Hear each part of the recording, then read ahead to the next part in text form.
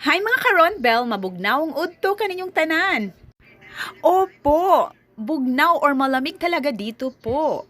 Bitaw mga karon bell, mag-upo ta karon yan subakan na natog balig 15 nga at tayo og balig 15 nga unod sa baboy. So balig 80 ni tanan dala na sa mga ricados.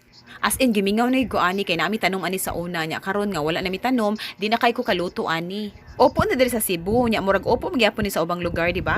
In English, battle gourd or lauki. Gitawag sa ninila og calabash gourd, white flower gourd, long melon og dipper gourd. Ang scientific name niya kay Laginaria siceraria.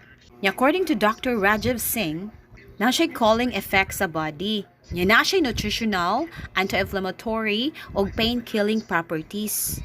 Makatabang ni siya sa liver, sa brain, sa cancer, sa diabetes, sa obesity, o sa skin. Nya eat in moderation lang yun siya, labi na pregnant. Basta simple na kayo siya nga version ato lang gigisa sa ahos, bombay, tamatis, bell pepper og sibuyas dahunan. Ay kayon sa tunimo igumot-humot na ilunod ito no ang subak katong atay o gatong baboy nga unod. Before ilunod ang upo, i-brownon sa tunimo ang subak. Gisabon ako guwa na ni half cup para muhumok-humok siya nya gitimplahan na nako according to your taste lang ang timpla. Happy Battle Gourd lunch everyone! Mga kay na Ron Balgams!